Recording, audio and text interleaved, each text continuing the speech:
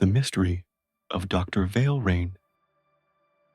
Rain tapped against the window pane as if trying to convey a secret message. The office was warm, but the dim light from the desk lamp barely pushed back the darkness that filled the room. Detective Miles Hart sat in his chair, holding a glass of brandy. His friend, journalist Jack Thorne, sat across from him, watching him with curiosity. "You look like you've seen a ghost," Jack remarked. "A ghost?" Miles smirked. "No, Jack.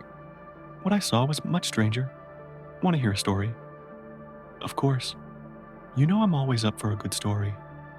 Miles took a sip of his brandy and began his tale. It all started with a letter. It arrived last month. The envelope was old-fashioned, sealed with wax. Inside, there was only one sentence. "Find Dr. Vail. He is alive." "Dr. Vail? You mean the one who disappeared 10 years ago?" "The very same. Dr. Elias Vail, the mad scientist who was supposedly killed in an explosion in his laboratory. But as it turns out, things aren't that simple." Miles continued. "I started investigating. Vail's laboratory was in an old mansion on the outskirts of town. The place was abandoned, but I decided to take a look. The moment I stepped inside, I felt something was wrong. The air was thick, almost electric, and then I saw it." "Saw what?" "The laboratory. It was untouched, as if time had stopped. Papers were still on the table. The equipment was still running. And in the center of the room stood a strange machine. It looked like something between a telescope and a clockwork mechanism." Jack leaned forward, intrigued. "And what did you do?" "I started going through the notes. They were filled with equations and blueprints. It seemed that Vail had been trying to open a door to another dimension." "Another dimension? Are you serious?" "Completely. And it looks like he succeeded." Miles paused, as if gathering his thoughts. "I found a journal. Vail wrote that he had managed to create a tiny rift in the fabric of reality. But something went wrong. In the last entry, he wrote, 'They found me. They know I'm here.' Who are they?" "I don't know. But I found something else. In the corner of the room, there was a hatch leading to the basement. When I went down, I saw it. Vail? Number's shadow. It's hard to explain, but it wasn't just a shadow. It moved, like it was alive, and it spoke." "What did it say?"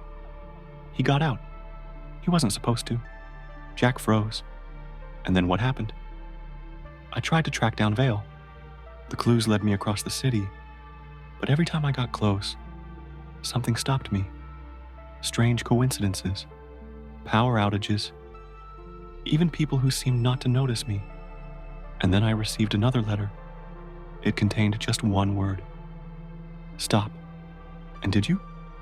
Number Y kept going, and I found him. Vail. He was in an old warehouse on the outskirts of town. But it wasn't the Vail I remembered. He looked different. His eyes were empty, and his voice echoed unnaturally. He said, 'You shouldn't have come. Now they know about you. Who are they?' He didn't answer. Instead, he pointed at the wall, and I saw something.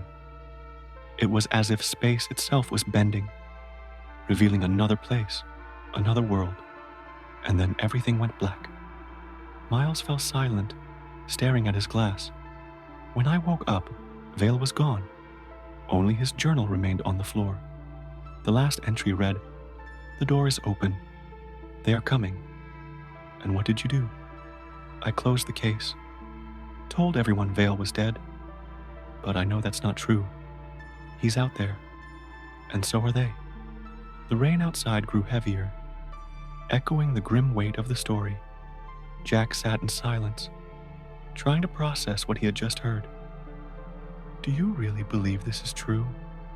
he finally asked. "I don't know," Miles replied.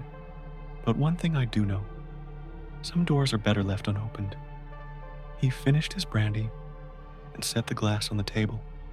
And now, Jack, forget this story. Because if it's true, then you already know too much.